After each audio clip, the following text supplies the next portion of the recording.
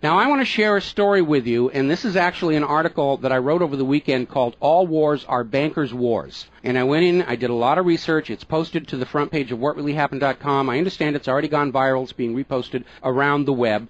But I wanted to basically tell it to you here on the radio show. And it's a very long story. We're probably going to take the rest of the hour to do it.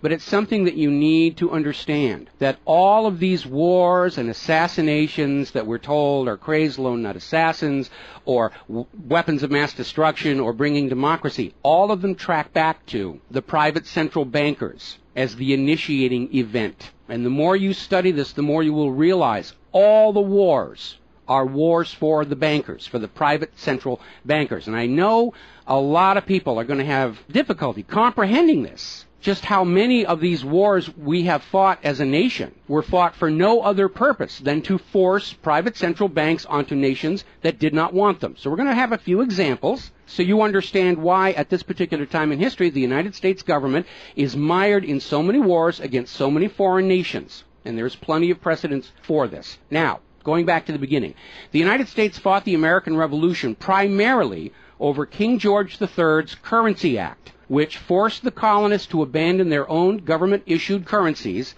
and conduct business only using printed banknotes borrowed at interest from the Bank of England. If you go back to the writings of Ben Franklin, direct quote, the refusal of King George III to allow the colonies to operate an honest money system which freed the ordinary man from the clutches of the money manipulators was probably the prime cause of the revolution. That's Ben Franklin. Now, our public schools don't teach that because you're not supposed to know that the bankers were really behind the American Revolution. After the Revolution, the United States adopted a revolutionary, radically different economic system in which the government issued its own value-based currency so that private banks couldn't skim the wealth of the people through interest-bearing banknotes. So the American Revolution was fought primarily to free the American people from King George III's Currency Act, which ordered them to conduct all business using printed banknotes borrowed at interest from the Bank of England. So the Bank of England was just, raking in wealth from the labor of the American people in exchange for ink and paper. And that fueled the anger that led to the American Revolution. Your public schools don't spend a lot of time on that, but that was really what it was all about. So the revolution was over, the United States was born, but the private bankers are nothing if not dedicated to their schemes to acquire other people's wealth, and they knew full well how easy it is to corrupt a nation's leaders. Now, just 1 year after Mayor Amschel Rothschild had uttered his infamous, "Let me issue and control the nation's money, and I care not who makes the laws," private bankers succeeded in setting up a new private central bank called the First Bank of the United States, largely through the efforts of the Rothschilds' chief supporter in the United States, Alexander Hamilton. Now, this First Bank of the United States was founded in 1791, and by the end of its 20-year charter, the First Bank of the United States had almost ruined the nation's economy while enriching the bank's owners. As a result, Congress refused to renew the charter and signaled their intention to go back to a state-issued, value-based currency on which the people paid no interest at all to any banker. This resulted in a threat from Nathan Mayer Rothschild against the U.S. government. Quote, "Either the application for renewal of the charter is granted, or the United States will find itself involved in a most disastrous war." End quote. Congress still refused to renew the charter for the First Bank of the United States, whereupon Nathan Mayer Rothschild railed, quote, "Teach those impudent Americans a lesson. Bring them back to colonial status." End quote. Financed by the Rothschild-controlled Bank of England, Britain then launched the War of 1812 to recolonize the United States and force them back into the slavery of the Bank of England's banknotes, or to plunge the United States into so much debt they would be forced to accept a new private central bank. And the plan worked. Even though the United States won the War of 1812, Congress was forced to grant a new charter for yet another private bank, issuing the public currency as loans at interest, the Second Bank of the United States. Once again, private bankers were in control of the nation's money supplied and cared not who made the laws or how many British or American soldiers had to die for it. So once again, the nation was plunged into debt, unemployment, poverty by the predations of the private central bank, and in 1832, Andrew Jackson successfully campaigned for his second term as president under the slogan, "Jackson and no bank." True to his word, Jackson succeeded in blocking the renewal of the charter for the Second Bank of the United States of America. And this was where that famous quote came from Andrew Jackson. Quote, "Gentlemen, I too have been a close observer of the doings of the Bank of the United States. I have had men watching you for a long time, and I am convinced that you've used the funds of the banks to speculate in the breadstuffs of the country. When you won, you divided the profits amongst you, and when you lost, you charged it to the bank. You tell me that if I take the deposits from the bank and annul the charter, I shall ruin 10,000 families. That may be true, gentlemen, but that is your sin. Should I let you go on, you will ruin 50,000 families, and that would be my sin. You are a den of vipers and thieves. I've determined to rout you out, and by the eternal God, I will rout you out. End quote. Andrew Jackson. Shortly after the charter for the Second Bank of the United States expired, there was an assassination attempt on Andrew Jackson, and it failed when both pistols used by the assassin, Richard Lawrence, failed to fire. Later on, Lawrence explained the motive for the assassination by saying that with President Jackson dead, money would be more plenty. So it was an assassination motivated by the interests of the bankers. Now, our public school system is as subservient to the bankers' wishes to keep certain history from you, just as the corporate media is subservient to Monsanto's wishes to keep the dangers of GMOs from you, and the global warming cult's wishes to conceal from you the fact that Earth has actually been cooling for the last 16 years. So it should probably be no surprise that the financial dimension of the Civil War are not well known to the average American. It's portrayed in our history books and our popular media as an internal dispute over slavery, but in fact it was a war with global implications. When the Confederacy seceded from the United States, the bankers once again saw the opportunity for a rich harvest of debt and offered to fund Lincoln's efforts to bring the South back into the Union at 30% interest. Lincoln remarked that he would not free the black man by enslaving the white man to the bankers, and using his authority as president, issued a new government currency, the greenback. This was a direct threat to the wealth and power of the central bankers, who quickly responded. This is a quote from the London Times following Lincoln's issuance of the greenbacks. Quote, "If this mischievous financial policy, which has its origin in North America, shall become indurated down to a fixture, then that government will furnish its own money without cost. It will pay off debts and be without debt. It will have all the money necessary to carry on its commerce. It will become prosperous without precedent in the history of the world. The brains and wealth of all countries will go to North America. That country must be destroyed, or it will destroy every monarchy on the globe." So, goaded by the private bankers, much of Europe supported the Confederacy against the Union, with the expectation that victory over Lincoln would mean the end of the greenback. France and Britain seriously considered an outright invasion on the United States in support of the Confederacy, but they were held at bay by Russia. A little bit of history most Americans don't understand. Russia came to the aid of Lincoln's Union during this crisis. Now, at that time, Russia had just ended their serfdom system, and they had a state central bank similar to the system the United States had been founded on. Now, free of European intervention, the Union won the war, and Lincoln announced his intention to go on issuing the greenbacks. Following Lincoln's assassination, the greenbacks were pulled from circulation, and the American people forced to go back to an economy based on banknotes borrowed at interest from the private bankers.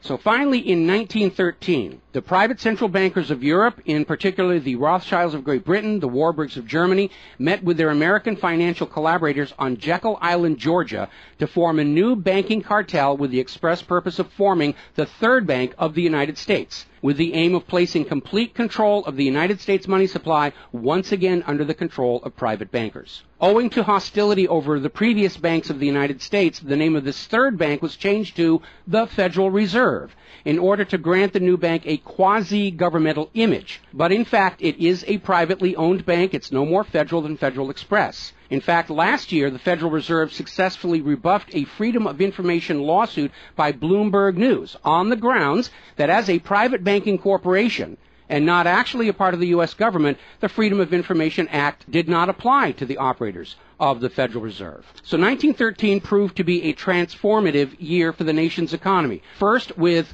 Congress' passage of the 16th Income Tax Amendment and the false claim it had been ratified. Here's another direct quote. "I think if you were to go back and try and find and review the ratification for the 16th Amendment, which was the internal revenue, the income tax, I think if you went back and examined that carefully, you would find that a sufficient number of states never ratified that amendment," end quote. That's U.S. District Court Judge James C. Fox in Sullivan versus United States, 2003. Later that same year, 1913, and apparently unwilling to risk another questionable amendment, Congress passed the Federal Reserve Act over the Christmas holiday in 1913, while members of Congress opposed to the measure were at home. This was a very underhanded deal, as the Constitution explicitly vests Congress with the authority to issue the public currency, does not authorize its delegation, and thus would have required a new amendment to transfer that authority to a private bank. But pass it, Congress did, and President Woodrow Wilson signed it as he promised the bankers he would in exchange for generous campaign contributions. Now, President Wilson later regretted that decision. You've probably heard this quote before, but you're going to get it again. Quote, "I am a most unhappy man. I have unwittingly ruined my country. A great industrial nation is now controlled by its system of credit. We are no longer a government by free opinion, no longer a government by conviction and the vote of the majority, but a government by the opinion and duress of a small group of dominant men." That was Woodrow Wilson writing in 1919. Now, 1 year after the passage of the Federal Reserve Act, World War I started, and it is important to remember that prior to the creation of the Federal Reserve, there was no such thing as a world war. Now, World War I actually started between Austria, Hungary, and Serbia, but quickly shifted to focus on Germany. Why Germany? They didn't start the war. Why was Germany the villain in World War I? Well, the real reason was their industrial capacity was seen as an economic threat to Great Britain. Great Britain's pound was already in decline at the time because too much economic emphasis was on banking and finance, and not enough was on agricultural development, industrial development, and infrastructure. It's very much like the situation we have in the United States right now. All the financial operatives, they want to play the Wall Street games, and other parts of the economy are being neglected. We've lost a great deal of our manufacturing. We're not the agricultural exporter we used to be because everybody's over there at Wall Street playing in that giant open-air casino. Now, pre-war Germany did have a private central bank, but it was under strict control by the German government to keep inflation at reasonable levels and to make sure that all of the German economy was being properly funded, just like Putin did with their central bank about a month ago. Under government control by the German government, investment was guaranteed to internal economic development, and as a result, Germany had become a major manufacturing technological power. They were exporting products that Great Britain could not compete with. So in the media of the day, Germany was portrayed as the main opponent of World War I. And not just defeated, it was flattened. Now, following the Treaty of Versailles, Germany was ordered to pay the war costs of all the participating nations, even though Germany had not started that war. This amounted to 3 times the value of all of Germany itself. Germany's private central bank, to which the German government had gone deeply into debt to pay the cost of the wars, was allowed to break free of government control. That led to the massive inflation of the Weimar Republic, followed, permanently trapping the German people in endless debt. And money speculators were running rampant, and it led to these situations where you had literally a whole basket full of paper notes to get a loaf of bread. Now, when the Weimar Republic collapsed economically, it opened the door for the National Socialists to take power. Their first financial move was to issue their own state currency, which was not borrowed from private central banks. It was based on a unit of value, not a unit of debt. Freed from having to pay interest on the money in circulation, Germany blossomed and quickly began to rebuild its industry. It was an amazing transformation to see. The media called it the German miracle. Time magazine lionized Hitler for the amazing improvement of life for the German people and the explosion of German industry, and they even named him Time magazine's Man of the Year in 1938. And then once again, Germany's prosperity and freedom from a private central bank loaning the public currency at interest became a threat to other nations and other powers. I have a couple of quotes here from Winston Churchill that tells you what was really going through the minds of Europe in the years leading up to World War II. Quote, "Should Germany merchandise again," which means do business, "should Germany merchandise again in the next 50 years, we have led this war, World War I, in vain." That was Winston Churchill writing in the Times in 1919. Another quote, quote, "We will force this war upon Hitler if he wants it or not," end quote. Winston Churchill in a 1936 radio broadcast. Quote, "Germany becomes too powerful. We have to crush it," end quote. Winston Churchill in November 1936 speaking to U.S. General Robert Wood. Quote, "This war is an English war, and its goal is the destruction of Germany." Winston Churchill, autumn 1939 broadcast. So it was all about economics and profitability. Now, Germany's state-issued value-based currency was also a direct threat to the wealth and power of the private central banks around the world. And as early as 1933, they started to organize a global boycott against Germany to strangle this upstart ruler who thought he could run his nation without a private central bank. Now, as had been the case in World War I, Great Britain and other nations threatened by Germany's economic power looked for an excuse to go to war. And as public anger in Germany grew over the boycott, Hitler foolishly gave them that excuse. Years later, in a spirit of candor, the real reasons for the war were made clear. Quote, "The war wasn't only about abolishing fascism, but to conquer sales markets. We could have, if we had intended so, prevented this war from breaking out without doing one shot, but we didn't want to." End quote. Winston Churchill to Harry Truman, March 1946. One more quote here.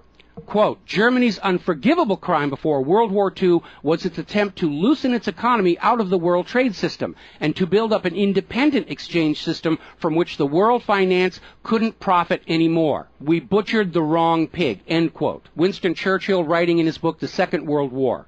Now, a little side note, we're going to actually step back in time to the years before World War II. A little bit of history a lot of Americans are still completely unaware of. And it involves a gentleman by the name of Marine Corps Major General Smedley Butler. In 1933, Wall Street bankers and financiers had bankrolled the successful rise to power of Hitler and Mussolini. Brown Brothers Harriman in New York, and they're still there. I saw them when I was there for the 9/11 anniversary. They were financing Hitler right up to the day war was declared with Germany. And these Wall Street financiers decided that a fascist dictatorship in the United States, based on the one Mussolini had in Italy, was going to be far better for their business interests than Roosevelt's New Deal, which threatened massive wealth redistribution to recapitalize the working and middle classes of America. So the Wall Street tycoons recruited General Butler to lead the overthrow of the U.S. government and install a Secretary of General Affairs who would be answerable to Wall Street and not the people, would crush social unrest and shut down all the labor unions. General Butler pretended to go along with the scheme, but then exposed the plot to Congress. So they recruited Marine Corps Major General Smedley Butler to lead this coup d'etat because Butler was very popular with the soldiers, and his image as part of this move would help convince the military this was the right thing to do. Now, to his credit, Major General Smedley Butler, remembering his oath to the Constitution, pretended to go along with the scheme, but then exposed the plot to the United States Congress. Congress, then as now in the pocket of Wall Street bankers, refused to act. When Roosevelt learned of the planned coup, he demanded the arrest of the plotters, but the plotters simply reminded Roosevelt that if any one of them were sent to prison, their friends on Wall Street would deliberately collapse the still fragile U.S. economy and blame Roosevelt for it. So Roosevelt was unable to do anything about this attempted coup d'etat until the start of World War II, at which time he prosecuted many of the plotters under the Trading with the Enemy Act. Now, mostly it was glossed over. Oh, it's just a rumor, unfounded, it's wacko conspiracy theory. But in 1967, the congressional minutes of Smedley Butler's revelation to Congress of the coup were finally released to the public. You ever see this movie 7 Days in May, Kirk Douglas and Burt Lancaster, about an attempted military takeover of the United States of America? It was based loosely on this story. But of course in the movie, the bankers being behind the Burt Lancaster character was completely removed from the script here. Now, Smedley Butler is also famous for writing a work called War is a Racket. And I would like to read you a quote from that. Quote, "I spent 33 years and 4 months in active military service as a member of our country's most agile military force, the Marine Corps. I served in all commissioned ranks from second lieutenant to major general. And during that period, I spent more of my time being a high-class muscle man for big business, for Wall Street, and for the bankers. In short, I was a racketeer, a gangster for capitalism. I suspected I was just part of a racket at the time. Now I'm sure of it. Like all members of the military profession, I never had an original thought until after I left the service. My mental faculties remained in suspended animation while I obeyed the orders of the higher-ups. This is typical with everyone in the military service. Thus, I helped make Mexico and especially Tampico safe for American oil interests in 1914. I helped make Haiti and Cuba a decent place for the national City bank boys to collect revenues in. I helped in the raping of half a dozen Central American republics for the benefit of Wall Street. The record of racketeering is long. I helped purify Nicaragua for the International Banking House of Brown Brothers in 1909 through 1912. I brought light to the Dominican Republic for American sugar interests in 1916. In China in 1927, I helped see to it that the Standard Oil went its way unmolested. During those years, I had, as the boys in the back room would say, a swell racket. I was rewarded with honors, medals, and promotion. Looking back on it, I feel I might have given Al Capone a few hints. The best he could do was operate his racket in 3 city districts. I operated on 3 continents. General Smedley Butler, former U.S. Marine Corps Commandant, and he wrote that in 1935. So, now moving forward here. As president, John Fitzgerald Kennedy understood the predatory nature of private central banking. He understood why Andrew Jackson fought so hard to end the Second Bank of the United States. So Kennedy wrote and signed Executive Order 11110, which ordered the U.S. Treasury to issue a new public currency called the United States Note. Now, Kennedy's United States notes were not borrowed from the Federal Reserve. They were created by the U.S. government and backed by the silver stockpiles held by the U.S. government. It represented a return to the system of economics the United States had been founded on, and it was perfectly legal for Kennedy to do so under the Constitution. All told, some $4.5 billion went into the public circulation, which eroded interest payments to the Federal Reserve and loosened their control over the nation. 5 months after signing Executive Order 11110, John F. Kennedy was assassinated in Dallas, Texas, and the United States notes pulled from circulation and destroyed. Following Kennedy's assassination, John J. McCloy, president of the Chase Manhattan Bank and president of the World Bank, was named to the Warren Commission. Now, I don't care how good a banker he is, he's not qualified to be investigating a murder, which is what we were told the Warren Commission was all about, to get the truth of the assassination. But we all know that the Warren Commission was there to cover up what was going on, and obviously we can presume safely that John J. McCloy's presence on the Warren Commission was to make sure the American public never got even a hint of the financial dimensions behind the assassination. So, as we enter the 11th year of what I am certain future history will most certainly describe as World War III, we need to examine the financial dimensions behind all these wars. Why are we here? Why are our children being killed and crippled? Is this another war for the profit of the private central bankers? And the answer is yes. Now, toward the end of World War II, when it became obvious that the Allies were going to win and dictate the post-war political environment, the major world economic powers met at Bretton Woods, a luxury resort in New Hampshire, in July of 1944, and they hammered out the Bretton Woods Agreement for international finance. The British pound lost its position as the global trade and reserve currency to the U.S. dollar. There are indications this was part of the price demanded by Roosevelt in exchange for the U.S. entry into the war. Now, absent the economic advantages of being the world's go-to currency, Britain was forced to nationalize their Bank of England in 1946. The Bretton Woods Agreement, ratified in 1945, in addition to making the dollar the global reserve and trade currency, obligated the signatory nations to tie their currencies to the dollar. The nations that ratified Bretton Woods did so on 2 conditions. The first was that the Federal Reserve would refrain from overprinting the dollar, basically as a means to loot real products and produce from other nations in exchange for ink and paper. It basically was an imperial tax imposed by the U.S. economic system on the rest of the world. That assurance of no overprinting was supposedly backed up by the second requirement, which was that the U.S. dollar would always be convertible back to gold by the U.S. government at $35 an ounce.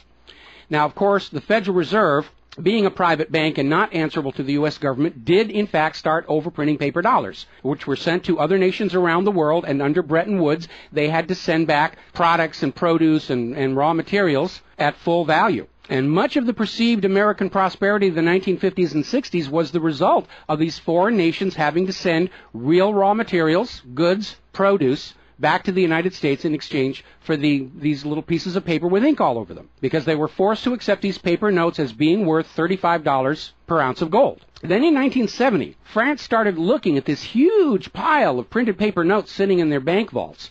for which real French products like wine and cheese had been traded, and it notified the United States government that they would exercise their option under Bretton Woods to return all those paper notes for gold at the agreed-upon $35 per ounce exchange rate. The problem was the United States had nowhere near the gold to redeem all those paper notes. So on August 15, 1971, Richard Nixon temporarily, nudge, nudge, wink, wink, say no more, suspended gold convertibility of the U.S. Federal Reserve notes. This Nixon shock, as it was termed at the time, effectively ended Bretton Woods, and many global currencies started to delink from the U.S. dollar. And it created another problem because the United States had been collateralizing their loans, money borrowed from other governments and foreign investors, with the American nation's gold reserves. And with the awareness that there wasn't enough gold to redeem all the Federal Reserve notes, lenders to the U.S. were starting to wonder, did the U.S. government have enough gold to collateralize their outstanding debts? Foreign nations began to get very nervous about the loans to the United States, and they were understandably reluctant to loan any additional money without some form of collateral. So what Richard Nixon did is he founded the environmental movement with the EPA and its various programs like wilderness zones and roadless areas and heritage rivers, wetlands, and all these other little different programs which all took vast areas of public lands and made them off limits to the American people, who are technically the owner of all those lands. But Nixon had no concern for the environment, and the real purpose of this land grab, under the guise of the environment, was to pledge those pristine lands and their vast mineral resources as collateral on the outstanding national debt. The multitude of all these different programs was simply to conceal the scale of the land grab and collateralization of the American people's heritage. And it actually today covers almost 25% of the entire nation, is now locked up by these EPA programs and pledged as collateral on government borrowing. Now, with open lands, available lands for collateralization already in short supply, the U.S. government embarked on a new program to shore up sagging international demand for the dollar. The United States approached the world's oil-producing nations, mostly in the Middle East, and offered them a deal. In exchange for only selling their oil for dollars, the United States would guarantee the military safety of those oil-rich nations. The oil-rich nations would agree to spend and invest their U.S. paper dollars inside the United States, particularly in U.S. Treasury bonds, which would be redeemable through future generations of U.S. taxpayers. The concept was labeled the petrodollar. In effect, the United States, no longer able to back the dollar with gold, was now backing it with oil, other people's oil. And that necessity to keep control over those oil nations to prop up the dollar has dominated America's foreign policy in the region ever since. But as America's manufacturing and agriculture has declined, the oil-producing nations faced a dilemma. Like France, they've got piles and piles of these paper notes and treasury bonds piling up in their vaults, and there really wasn't all that much except real estate they wanted to buy from the United States of America. Europe's cars and aircraft were superior and less costly. In more recent times, America's experiment with GMO food crops has led a lot of nations to simply avoid buying U.S. agricultural exports. Israel's constant belligerence against its neighbors has caused the oil-producing nations to wonder if the U.S. could actually keep their end of the petrodollar arrangement. So oil-producing nations started to talk of selling their oil for whatever currency the purchasers wanted to pay. Iraq, already somewhat hostile to the United States following Desert Storm, demanded the right to sell their oil for euros in 2000. In 2002, the United Nations agreed that Iraq had a right to sell their oil for euros under the Oil for Food program. 1 year later, 2003, the United States reinvaded Iraq, lynched Saddam Hussein, and placed Iraq's oil back on the world market, only available for U.S. dollars. Now, the clear U.S. policy shift following 9/11, away from at least attempting to appear to be an impartial broker of peace in the Mideast to one of unquestioned support for Israel's aggressions, only further eroded confidence in the petrodollar deal, and even more oil-producing nations started openly talking of trading their oil for other global currencies. So over in Libya, Muammar Gaddafi had instituted a state central bank and a value-based trade currency, the gold dinar. Gaddafi then announced that Libya's oil was for sale, but only for the gold dinar. Other African nations, seeing the rise of the gold dinar and the euro, even as the U.S. dollar continued its inflation-driven decline, flocked to the new Libyan currency for trade. This move had the potential to seriously undermine the global hegemony of the dollar. French President Nicolas Sarkozy reportedly went so far as to call Libya a threat to the financial security of the world. So the United States invaded Libya under the guise of supporting a popular rebellion. They brutally murdered Gaddafi, apparently because the object lesson of Saddam's lynching had not been enough of a message, imposed a private central bank, and returned Libya's oil output to dollars only. The gold that was supposed to be made into the gold dinars, as of the last report I could find, unaccounted for. Now, according to General Wesley Clark, the master plan for the dollarification of the world's oil nations included 7 targets: Iraq, Syria, Lebanon, Libya, Somalia, Sudan, and Iran. Venezuela, which has started selling their oil to China for the yuan, seems to be a late addition. What is notable about those original 7 nations targeted by the U.S. is that none of them are members of the Bank of International Settlements. This is the private central banker's private central bank located in Switzerland. That meant that those 7 targeted nations were deciding for themselves how to run their nation's economies rather than submitting to the international private central bankers. Now, of course, the bankers' gun sights are on Iran, which dares to have a government central bank and sell their oil for whatever currency they choose. The war agenda for Iran is, as always, to force Iran's oil to be sold only for dollars and to force them to accept a privately owned central bank. Now, you have been raised by a public school system and a media that constantly assures you that the reasons for all these wars and assassinations are many and varied. We're bringing democracy to the conquered lands. We hear that a lot when actually the U.S. hasn't. The usual result of a U.S. overthrow is the imposition of a pro-business, pro-Wall Street, pro-U.S. dictatorship. Good example, the 1953 CIA overthrow of Iran's democratically elected government of Mohammad Mossadegh and the imposition of the Shah. Or the 1973 CIA overthrow of Chile's elected government of President Salvador Allende and the imposition of the dictator Augusto Pinochet. Another one of the excuses we'll get is we have to save the people from a cruel oppressor. That's the one they're using in Syria right now. Revenge for 9/11. That was a big one going into Iraq. And then later on, President Bush was caught on video saying, no, Iraq had nothing to do with 9/11. And behind all of them, that tired, worn-out, catch-all excuse for invasion, weapons of mass destruction. Assassinations are always passed off as crazed lone nuts to obscure the real agenda. And the real agenda of the bankers is very simple. It is enslavement of the people by creation of a false sense of obligation. Now, that obligation is false because the private central banking system by design creates more debt than money with which to pay the debt. There is no way out the way it's set up. It's impossible to escape as long as you're playing by their rules. And you need to understand, private central banking is not science. It is a religion. It's a set of arbitrary rules created to benefit the priesthood, meaning the bankers, and it is supported only because people believe this is the way it's supposed to be.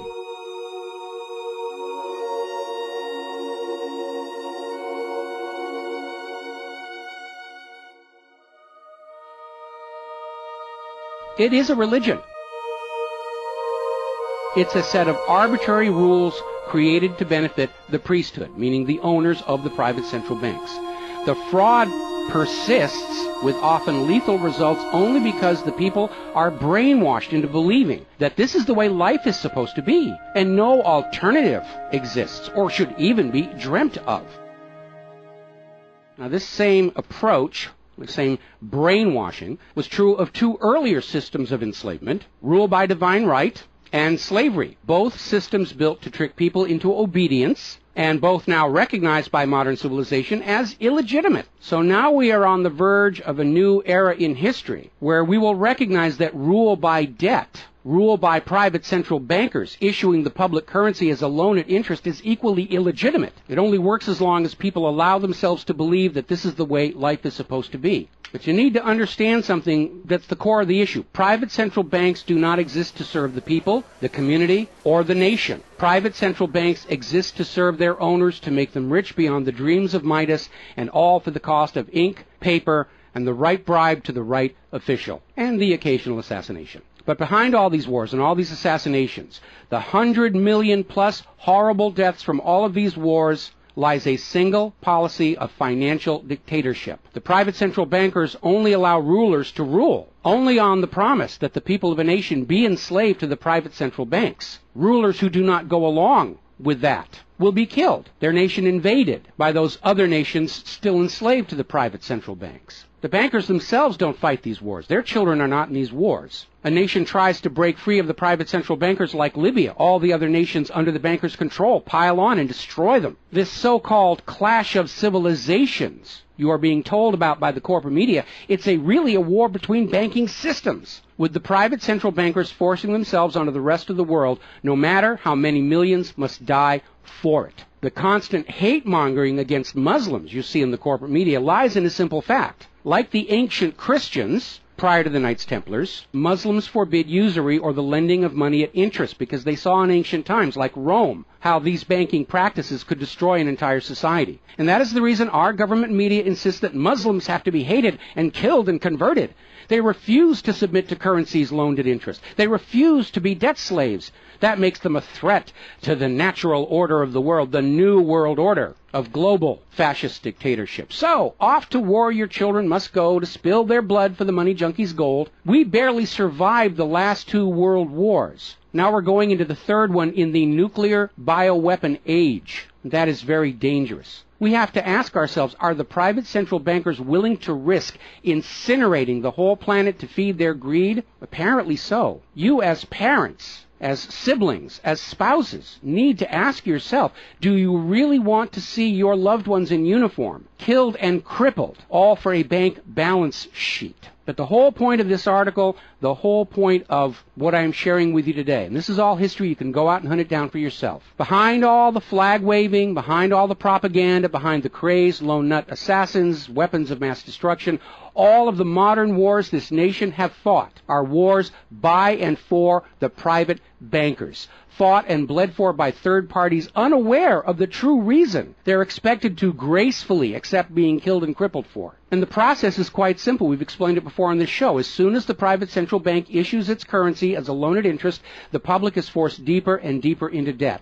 When the people are reluctant to borrow anymore, that's when the Keynesian economists demand the government borrow more to keep the pyramid scheme working. When both the people and the government refuse to borrow anymore, that is when the large wars get started, to plunge everyone even deeper to debt to pay for the war, and then after the war to borrow even more to rebuild. And when these horrible wars are over, the ordinary people have basically what they had before the war, except their graveyards are a lot larger, and everyone is in debt to the private bankers for the next century. That is why Brown Brothers Harriman in New York was funding the rise of Adolf Hitler, because war is the bankers' richest harvest. We all need to recognize this is what all these wars have been about. Private central banking, enlarging their domain, imposing their will on nations that do not want it, imposing their system on the rulers of nations who do not want it. Bribery, blackmail, assassination, they will do anything to maintain their stranglehold on the productivity of the world's people. And as long as private central banks are allowed to exist, inevitably, as the night follows the day, there will be poverty, hopelessness, millions of deaths in endless world wars until the earth itself is sacrificed in flames to Mammon. The path to true world peace lies in the abolishment of all private central banking everywhere and a return to the state-issued, value-based currencies that allow nations and people to become prosperous through their own labor and development and efforts. Now, I mentioned the Knights Templars. Prior to the Knights Templars, Christianity, like Islam, forbade usury because Christianity, much of Orthodox Christianity, came out of Rome, and they had seen firsthand what debt-based economies do, even to the Roman Empire. They'd seen it firsthand. So they had a ban on usury. And the Knights Templars were able to basically either bribe or blackmail the Pope to get a special dispensation that allowed them to rent money, is what they called it. They didn't call it usury, they called it renting money. A lot of modern predatory banking practices were pioneered by the Knights Templars. And they plunged Europe into hopelessly unpayable debt until finally French King Philip IV, otherwise known as Philip the Fair, did the only solution he could do. Because he understood, as long as you believed in the rules of the bankers, as long as you played by the rules they created to serve themselves, you are hopelessly trapped. And so Philip thought outside the box, and I know he's demonized for it, but in looking at the history of the Templars, it was his last resort. He sent messages to all of the regions in France, secret orders on the same time, in the same moment, on the same day. All of the Templars were arrested. and their commanderies, which is what they called their banks, were broken into, looking for looted wealth. They didn't find a lot of it. It was a paper empire, just like the Federal Reserve is. It's all based on paper. There's nothing of any real value there. It's all paper notes. And he sent the Templars to prison and execution, except for Scotland and Portugal, where the Pope and King Philip IV really didn't have a lot of control. I think that the governments of the world, looking at the situation, looking how close we are to seeing this current world conflict emerge into a full-blown global thermonuclear war, that maybe they need to start thinking about the wisdom of King Philip the Fair and say it's time to simply grab all these private central bankers all at the same time so they can't simply skedaddle from one nation to another and come back and try the same thing again, as they will inevitably do, because these people are addicts. They're hopelessly addicted to other people's money. It's why we call them money junkies. When we see somebody who's addicted to cocaine or methamphetamine or heroin, and we can easily see how they're destroying their home and community around them. Now we need to look at these money addicts and look at how they're destroying the entire world around them. And it's time for an intervention. It's time for us to become private central banking heretics, to stop believing that this is the way life is supposed to be, because it isn't. It isn't even the way the United States was actually started. And they're trying as hard. Look at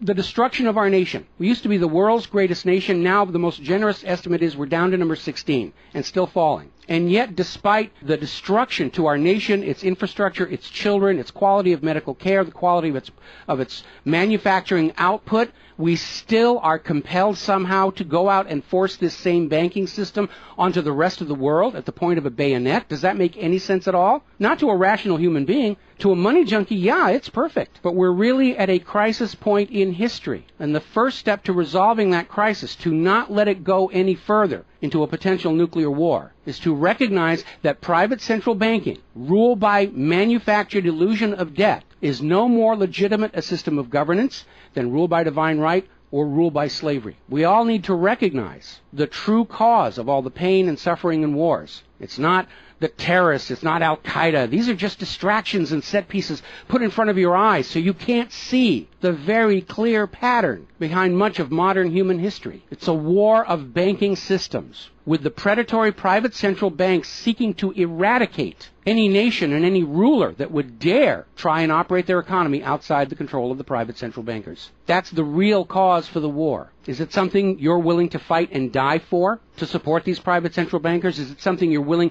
to let your sons and daughters and brothers and sisters be blown to bloody bits for, so the money junkies can have their latest fix, just a little tiny bit more gold or a little larger number on the bottom of that brokerage statement, so they can have today's thrill, their fix of money that is bought with the blood of your children? I don't think so. But the time has come to point out what really is the cause of all causes behind all the wars and suffering that our planet is having to endure and our people are having to endure. The common enemy of all humankind are private central banks issuing the public currency as a loan at interest. And as history will show, they will do anything, up to and including global wars, to keep their lock on yours and your children's future economic well-being and productivity. We're not a free society. Media will tell us that we're free, but we're not free. We are slaves. Our slave chains are made of paper, and that paper is the Federal Reserve note. Too few of our leaders have tried to stand up to